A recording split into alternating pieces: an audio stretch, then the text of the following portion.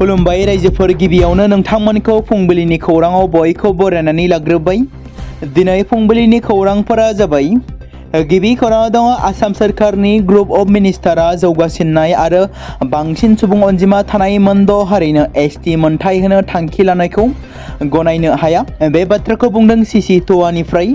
सिसिट'वाजों दाफुंजानाय बोसोनगिरि हान्जाया मैया डक्टर सुभाष चाकमा बिथांनि मासि सामलायनायाव गुवाहाटीनि विवेकानन्द इन्स्टिट्युट अफ कालचारनि नब्लाङाव आसाम सोरखारनि ग्रुप अफ मिनिस्टारनि रिपर्ट बायदियै आसामनि मोन द' सुबुं अनजिमा थानाय थामहिनबा गोबांथार सुबुं अनजिमा थानाय हारिनो एसटि मोनथाय होनो थांखि लानायखौ नोजोर होनानै बेनि सायाव गोथौयै सावरायनाय जालाङो।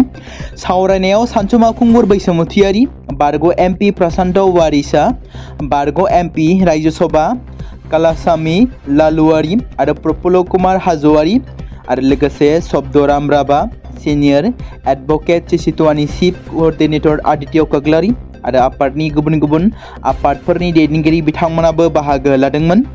दुलाराय बर' फरायसा आफादनिफ्राय मानाव ग्रेड आफादगिरि दिपेन बर', गाहाय नेहाथारि कनिन्द्र बसुमतारी, हारिमु नेहाथारि सुसिल इस्लारि, रांगिरि सुरन्जित नार्जिनारि आरो थुनलाइयारि नेहाथारि मिनिस्रां ब्रह्म, लोगो थुनलाइयारि नेहाथारि सानसुमा बर', अदालगुरि जिल्ला एबसुनि बोसोनगिरि रमिय कुमार बसुमतारी बिथांमोना बाहागो लायो। सिसिट'वानिफ्राय आसामाव थाखानाय ट्राइबेल हारिनि सुबुंफोरनि रैखाथि, थामोनथा आरो मोनथायखौ गोजोरै गायसनना थामहिनबा जोरथाय गोनां खालामनानै लाखिनो आरो आसाम सोरखारनि गिलु-बालु खैसारनिफ्राय बारग'नांगौनि थाखाय जेब्लायबो जुजिलांनो थाखाय गोख्रों थांखि लानाय जायो होनना मिथिमोनदों। बांलादेशआव सोमजिगासिनो गिख्रंथाव दुंहाव थासारि। फरायसा दैदेनगिरि आरो इंला मंचनि कनभेनर शरीफ उस्मान हादीनि रुंसारि जानायनि उननिफ्राय बांलादेशआव दुंहाव थासारिया सोलिदों। बावैसो सान सिगां राजथावनि ढाकायाव गोख्रों दावराव-दावसि सोमजिनायनि उनाव हादोराव माइनरिटि हिन्दु हारिनि सायाव अयथासार खालामनायनि गोबां खौरांबो सोराङाव फैदों, जेराव सासे हिन्दु सुबुंखौ गोथाङैनो सावथारनाय जाथाया सोराङाव फैदोंमोन।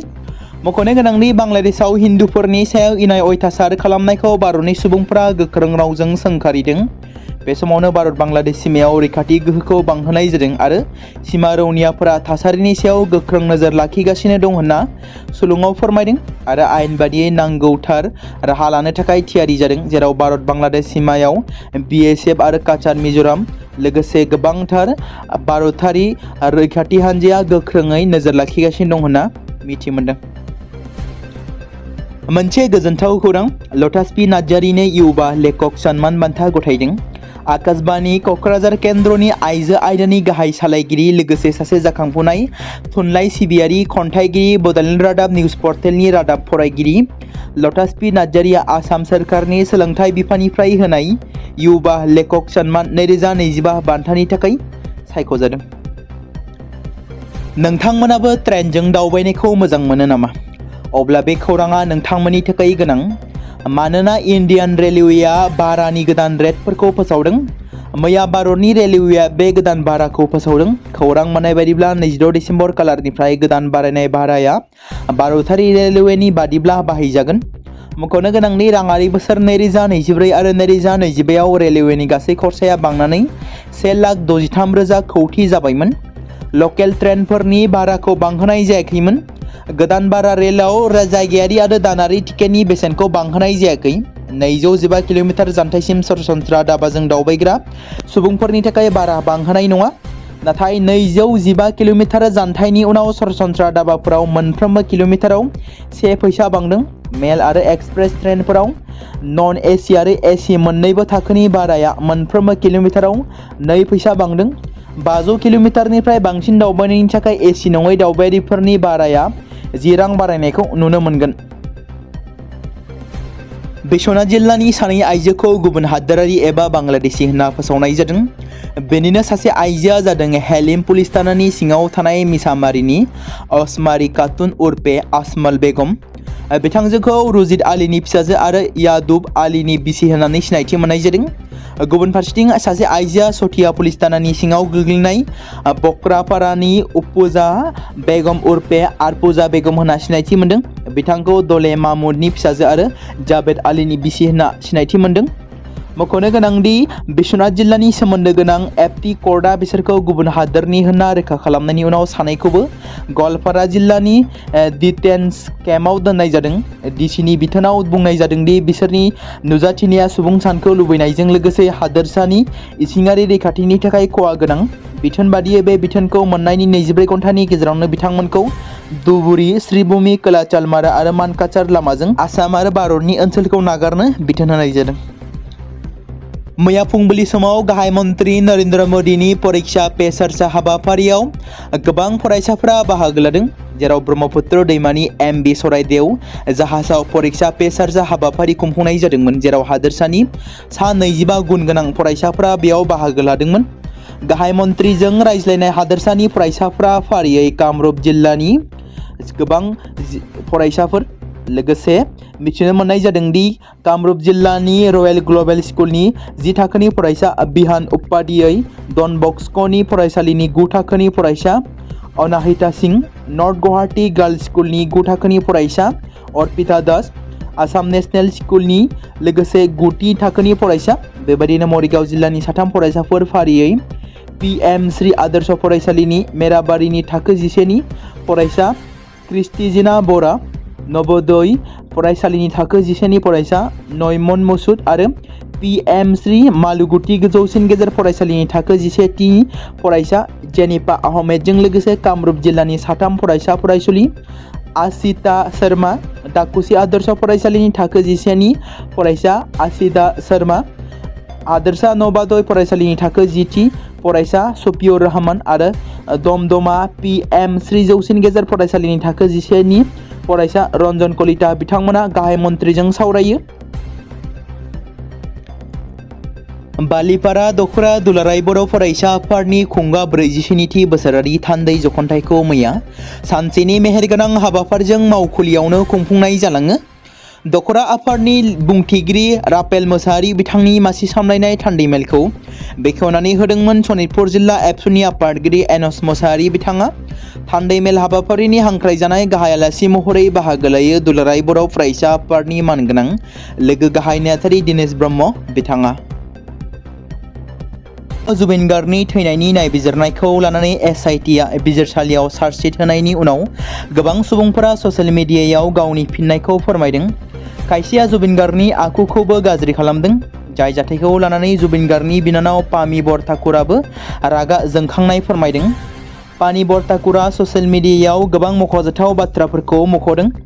गिबियावनो बुंदों बिथांजोआ आं बेखौ लिरनो गोनां जादों मानोना जुबिन गार्गनि आखुखौ लाजिफोनांनाय आरो गरिमा गार्गनि सायाव लाजिफोनांनाया गासैबो सिमा बारलांबाय, जायनि जाहोनाव गरिमा गार्गआ गले गले बेराम जालांदों। आरोबाव पामी बर ठाकुरा बुंदों जोंनि दावहाया न्यायनि थाखाय जुजिनाय, जुबिन गार्गनि थाखाय न्यायनि दावहा।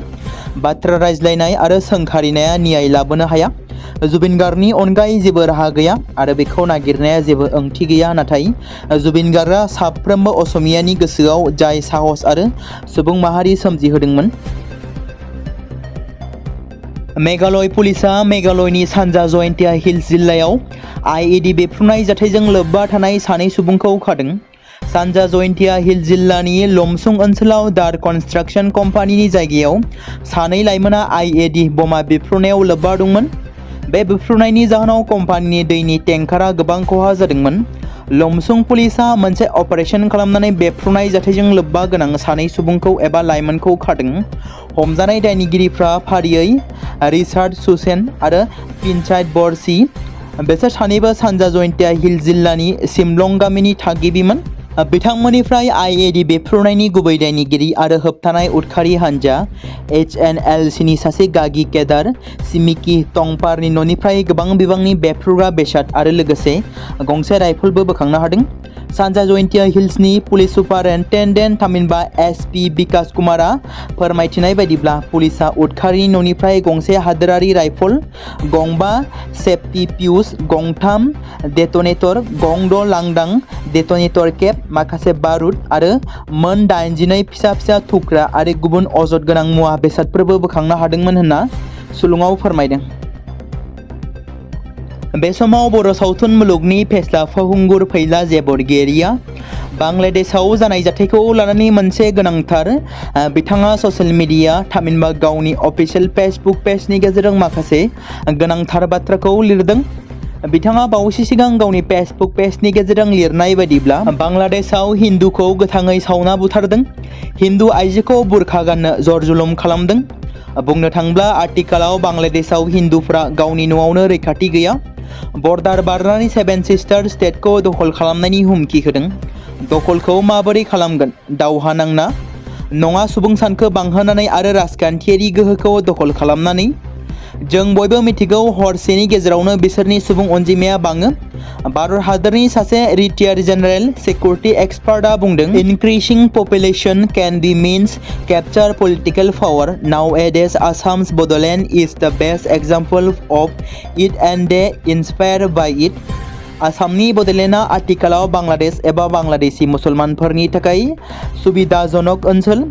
ISI आरो NSI नि आन्दो खैसारनि खेंफोरथि बायदिब्ला बर'फोरनि गुरै नोरोम आखुनि सुबिदा लानानै बड'लेण्डआव सुबुं सानखो बांहोनाय आरो राजखान्थियारि गोहोखौ मिथिस्लाबाजासे दखल खालामनानै इनक्रिज पपुलेशन एन्ड कैप्चार पलिटिकल पावारनि दावहाखौ बड'लेण्डनिफ्रायनो जुरिनाय आरो 2035 नि गेजेराव नर्थ इस्टखौ बांलादेशजों सरजाबनाय। जोंनि दैदेनगिरिफ्रा बयबो सांग्रां जानायनि सम फैबाय, नङाब्ला खैफोदा खाथियाव सफैबाय। सुबुं सानखो बांहोनानै बिसोर बबेयाव थागोन? 6 शिड्युल एरिया बिसोरहा हानि मोन्थाय गैया, नाथाय जों जासिना होयोब्ला रुवाजों गावनि आथिङाव खुना लानायसो जागोन। बे बाथ्राखौ बुंदों फैला जे बरगयारि बिथाङा। CBIआ सासे लेफ्टेनेन्ट कर्नेलखौ कारापसन खालामनायनि दायाव खानाय जादों, जायनि मुङा दीपक कुमार शर्मा। दीपक कुमार शर्माया भारतनि डिफेन्स प्रडाक्शन बिफाननि इन्टारनेशनेल कर्परेशन एन्ड एक्सपार्ट ब्रान्चआव लेङाइ बिथांखि मावख'गिरि महरै खामानि मावगासिनो दंमोन जेब्ला बिथांखौ CBIआ घुस लानायनि दायाव हमदोंमोन। दासआ दुबाइनि मोनसे कम्पानिजों लोगो जानानै रैखाथि खोन्दोआव गोलाव सम दायगोनां खामानियाव लोब्बा दंमोन। 2025 मायथाइनि 18 दिसेम्बर खालि दुबाइनि सासे कम्पानिनि थान्दैनिफ्राय 3 लाख रां घुस लानानै हमजादोंमोन। CBIआ फोरमान होनो मोन्दों दि दुबाइ कम्पानिनि भारतारि थान्दै राजीव यादव आरो रबजित सिंहआ शर्माजों सम सम सोमोन्दो लाखिदोंमोन आरो आयेन बेरेखा खामानिफोराव लोब्बा लागासिनो दंमोन। बे केसाव शर्मानि बिसि कर्नेल काजल बालीखौबो मख'नाय जादों। दीपक कुमार शर्माखौ हमनायनि उनाव CBIआ बिथांनि न'आव सिग्रोमनानै गोबां रोखोमनि फोरमान बिलाइ आरो कौटि रांनि नोगोद रांबो बोखांनो हादोंमोन, जेराव बिथांमोना दिल्लीनि न'आव 2.23 कौटि रां आरो राजस्थाननि श्री गंगानगराव थानाय बिथांनि न'आव 10 लाख रां नोगोद मोननाय जादोंमोन। CBIआ नायबिजिरगासिनो दं आरो गोदान दिल्लीयाव थानाय शर्मानि मावख'आवबो नागिरनाया सोलिगासिनो दं होनना रिपर्टआव फोरमायदों। BPF दोलोनि सरकारा थारैनो बर'नि जोहोलाव रन्जन दैमारिखौ जोबथेसालिनिफ्राय उदां खालामनो हागोन ना? हाग्रामा महिलारि बिथाङा आद्रा थाबावनाय जोबथेसालियाव थानांनाय गासै बारग' NDBनि केडारफोरखौ उदां खालामगोन ना? बे बिथिंखौ नोजोर बोनानै दासान्दि समाजारि बिजों एबा फेसबुकनि गेजेरजों सावरायजानायखौ नुनो मोन्दों, जेराव माखासे ओरैबायदि बाथ्रा फोरमायथिदों दि हाग्रामा महिलारि दैदेननाय BPF पार्टिया गोहोआव फैनायनि उनाव रन्जन दैमारिखौ उदां खालामनांगौ, बेखौ लानानैनो सावरायनायखौ नुनो मोन्दों।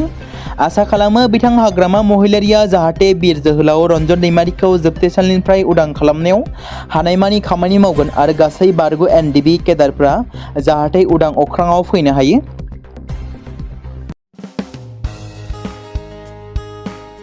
बे समाव मोनसे गोनां फोसावथाय बर' सावथुन नायनानै मोजां मोनग्रा गासै बर' रायजो राजाफोरनि गेजेराव लानानै फैदों मोनसे बर'नि OTT प्लेटफर्म गोनां, जाय प्लेटफर्मनि गेजेरजों नोंथांमोना बर'नि गोदान गोजाम सावथुनफोरखौ नुनो मोनगोन।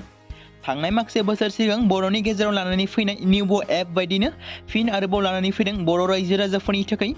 बे बाथ्राखौ मख'नाया गोनांदि 2025 मायथाइनि जानुवारि दानाव ओंखारनाय आंगो स्ट्रीम मुंनि मोनसे OTT प्लेटफर्म गोनां निउबो एपनि गेजेरजों नोंथांमोना गोबांथार बर'नि सावथुनफोर जेरै ट्रेजेडी, रमान्टिक, एक्शन आरो कमेडीजों बुंफबनाय सावथुनफोरखौ नुनो मोनगोन, जेरै सनानि नखर, थांखि गैयै समाज, अनसुला आफा, हिर', बिमा बायदि बाजै, अर, थैसाम, वान्टेड, संदान आरो रं नाम्बार बायदि सावथुनफोरा मख'जाथाव। बेफोर सावथुनफोरखौ नायनो थाखाय नोंथांमोना गिबियावनो आंगो स्ट्रिम एपखौ गावनि मबाइलाव थानाय प्ले स्ट'रनिफ्राय डाउनल'ड खालामनानै लोगोसे इनस्टल खालामनानै गावनि मबाइल नाम्बारजों लगइन खालामनानै लाग्रोनांगोन। बेनि उनाव नोंथांमोना गोबांथार नुनो मोनै सावथुनफोरखौ गुगोल पे, फन पे आरो पेटिएमजों रं नाम्बार सावथुनखौ नायनो थाखाय 60 रां आरो संदान सावथुनखौ नायनो थाखाय 80 रां, वान्टेड सावथुनखौ नायनो थाखाय 60 रां, थैसाम सावथुनखौ नायनो थाखाय 60 रां बेबायदिनो गोबांथार नुनो मोनै सावथुनफोरखौ नायनो थाखाय सुबिदा खालामनानै होदों आंगो स्ट्रिम प्लेटफर्मा। फिन नोंथांमोननि गेजेराव फोरमायबावनो लादों बर' सावथुन नायनानै मोजां मोनग्रा गासै बर' रायजो राजाफोरनि गेजेराव लानानै फैदों मोनसे बर'नि OTT प्लेटफर्म गोनां, जाय प्लेटफर्मनि गेजेरजों नोंथांमोना बर'नि नुनो मोनै सावथुनफोर जेराव गोदान गोजाम सावथुनफोरखौ नुनो मोनगोन। बे बाथ्राखौ मख'नाया गोनांदि 2025 मायथाइनि जानुवारि दानाव दिहुनजानाय आंगो स्ट्रिम मुंनि मोनसे OTT प्लेटफर्म गोनां एपनि गेजेरजों नोंथांमोना गोबांथार बर'नि ट्रेजेडि, रमान्टिक, एक्शन आरो कमेडिजों बुंफबनाय सावथुनफोरखौ नुनो मोनगोन। जेरै रं नाम्बार, संदान, वान्टेड, थैसाम, अर, बिमा बायदि बाजै, हिर', अनसुलाफा, थांखि गैयि समाज, सनानि नखर बायदि बायदि सावथुनफ्रा मख'जाथाव।